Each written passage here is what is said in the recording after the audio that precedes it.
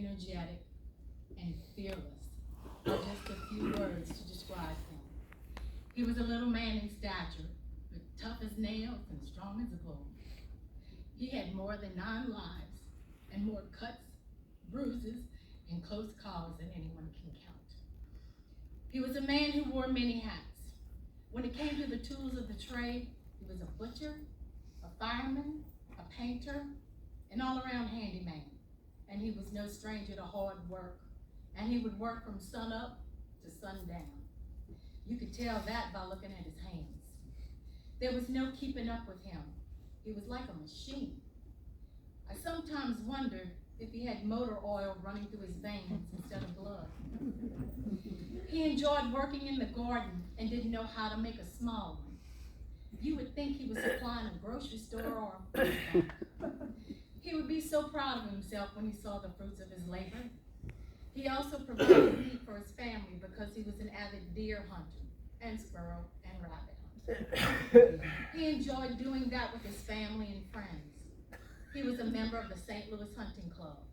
Had it not been for my mom, he would have had mounted deer heads all over the house. And then there were his beloved cows. They also provided meat along with fresh milk and butter.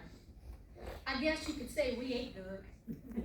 He was constantly mending a fence so that they wouldn't get out. He dearly loved his cows, and it crushed us all the day that they had to be hauled off because he could no longer take care of them. It was an instant error for him.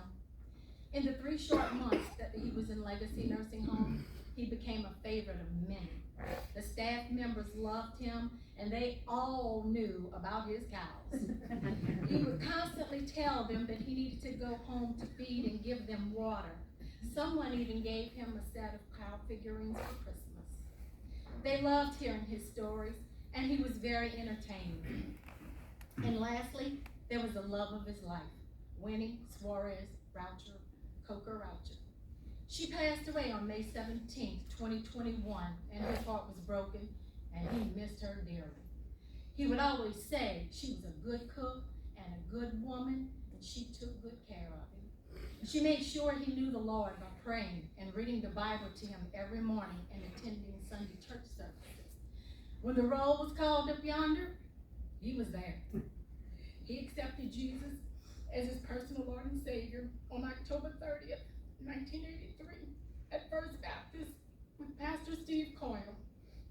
Lee and Winnie were married for 58 years, and they raised 5 children, Michael, Terry, Carolyn, Sylvia, and Lee Jr.